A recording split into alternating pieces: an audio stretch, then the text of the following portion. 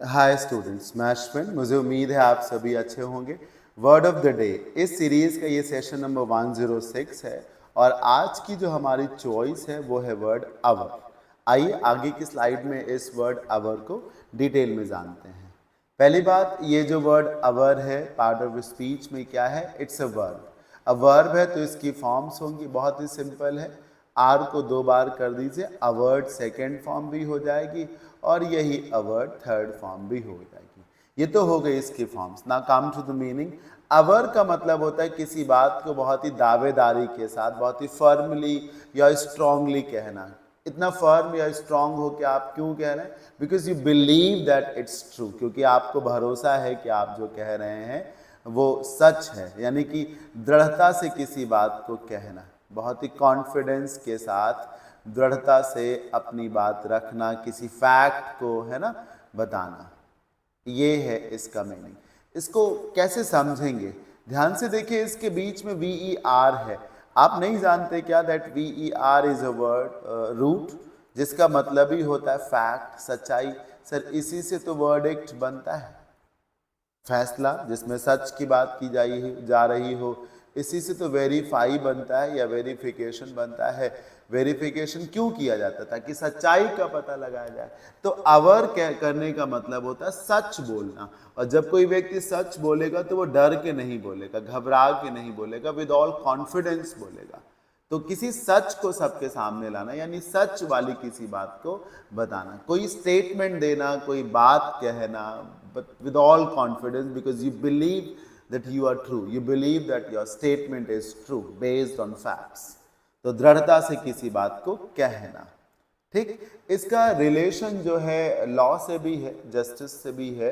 कि कानून में जब आप अपने स्टेटमेंट को अवर करते हो तो वो हो सकता है कि आप किसी पे आरोप लगा रहे हो, पर आपको 100% यकीन हो कि आपका आरोप सही है, तो आप भी वहां पर बात को अवर करते हो। तो हो सकता है कभी अवर के सिनोनिम में अलीज मिल जाए, ALLEZ, जिसका मतलब होता है किसी पे आरोप लगाना।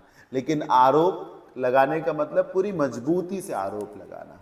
When the criminal stood before the judge, जब वो आरोपी व्यक्ति जज के सामने खड़ा हुआ, and described his averment of the crime, जब उसने अपने अपराध की सच्चाई सबके सामने कबूली, कहा, सच को सबके सामने साझा किया। ये जो आप अवरमेंट देख रहे हैं ये अवर का नाउन वर्जन है।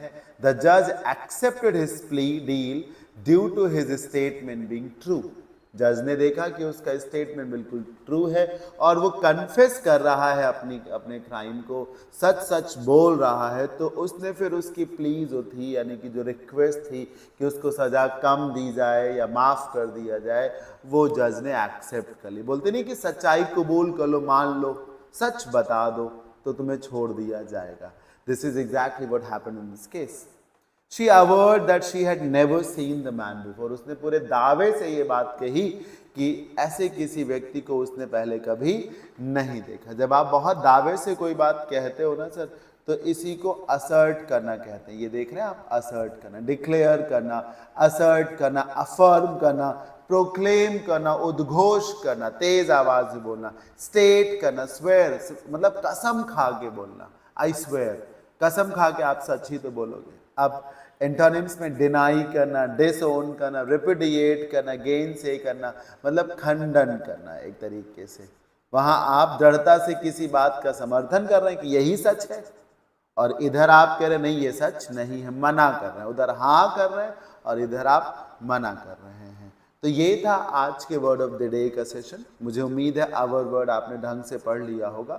कोई अगर डाउट रह जाता है इस वर्ड को समझने में या कुछ एडिशनल इनपुट्स आपके पास हो रिगार्डिंग दिस वर्ड, तो आप इस नंबर पे व्हाट्सएप करके मुझे ज़रूर बताएंगे और साथ ही साथ फीडबैक यानी कि कमेंट्स के माध्यम से बताएंगे कि आपको ये सेशन कैसा लगा, मैंने कैसे आप सभी को समझाया है। Thank you so much. मिलते हैं next session of the word of the day में। Till then take care, bye bye, keep learning.